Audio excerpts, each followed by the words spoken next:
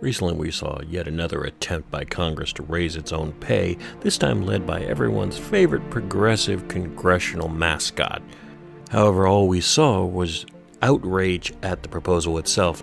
Nobody wanted to actually give an honest debate to the other side as to why this was a bad idea. So I looked back in history for an answer, and as usual, I was able to find one. Ladies and gentlemen, Dr. Franklin. Sir, there are two passions which have powerful influence on the affairs of men. These are ambition and avarice, the love of power, and the love of money.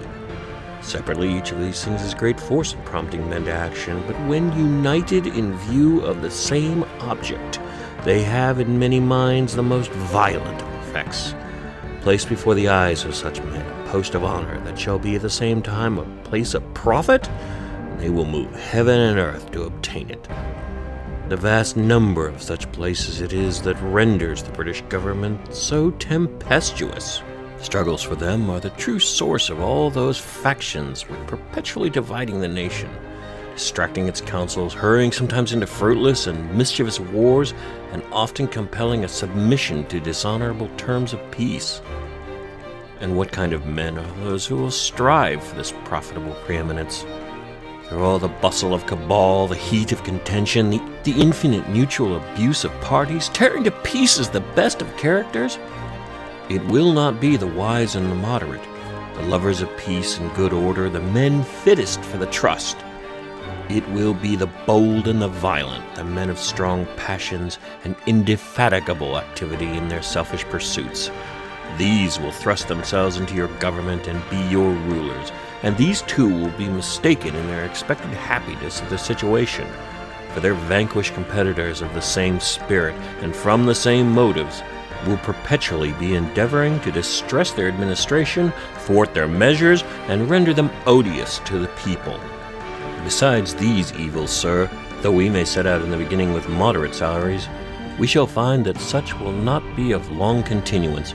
Reasons will never be wanting for proposed augmentations, and there will always be a party for giving more to the rulers, that the rulers may be able in return to give more to them. Hence, as all history informs us, there has been in every state and kingdom a constant warfare between the governing and the governed, the one striving to obtain more for its support, and the other to pay less. And this has alone occasioned great convulsions, actual civil wars, ending either in dethroning of princes or enslaving of the people. Generally, indeed, the ruling powers carry its point, the revenues of princes constantly increasing, and we see that they are never satisfied, but always in want of more. The more the people are discontented with the oppression of taxes, the greater the need the prince has of money to distribute among his partisans and pay the troops that are to suppress all resistance and enable him to plunder at pleasure. There is scarce a king in 100 who would not, if he could, follow the example of Pharaoh, get first all the people's money, then all their lands, and then make them and their children servants forever. It will be said that we don't propose to establish kings. I know it, but there is a natural inclination in mankind to kingly government. It sometimes relieves them from aristocratic domination. They had rather one tyrant than 500. It gives more of an appearance of equality among citizens, and that they like.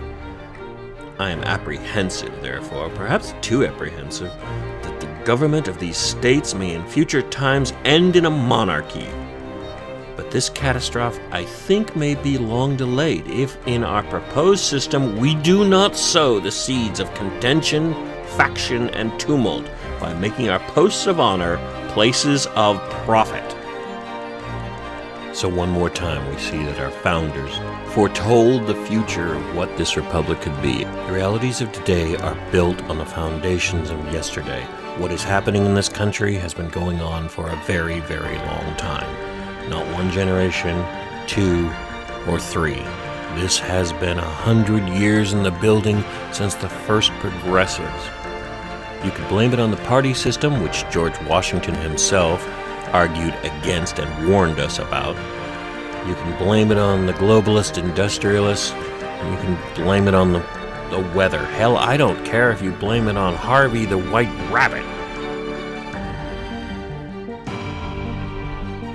We live in a culture where truth have become lies, and lies are the order of the day. Black is white, white is black, up is down, inside is out. There is no right and there is no wrong. Well, you can't make a society that way. You can barely get through your own life that way because you can lie to everyone else except for yourself. And yourself is the one who will betray you first of all. We are not the smartest people in the room. We're pretty bright. We've come up with a lot of nifty and great things. But as far as our philosophies are concerned, we suck. Why do we suck? Because we have made the conscious decision to ignore all history. From the beginning of philosophy itself and the debates in Athens about the nature of life, the universe, and everything, mankind has struggled with the idea of freedom versus bondage, the nature of life, the nature of freedom, the nature of civilization, and the duty of the citizen to the greater community around him. The movement to cause us to forget these things is the same motivation as the law that says it is illegal to educate a slave. The way out of this mess is to look back over the course of 10,000 years of human history and see how this question has been answered before. Enough with the feels. My motivation for this series has always been and will continue to be to get you to think and think hard and realistically about the questions presented. I don't care what you believe. I do care that you understand why you believe it. I'm not necessarily trying to win a debate. I'm trying to see the debate started in earnest and honestly. The American experiment, as it has been so often called, is an experiment to determine if free men and women can govern themselves. There are people who do not believe in free governance, free will, and the individual. These people exist, they are enemies, they must be opposed at every front and intellectually defeated.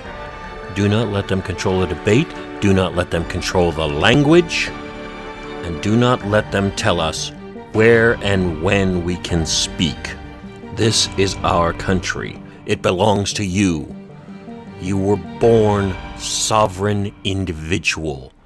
You are unique, you are important, and you have a contribution to make. And the only one who fears your voice are those who would command you. America, at least, was founded on a better idea. We haven't always risen to it, but every day is a new day, and we can do better today than we did yesterday.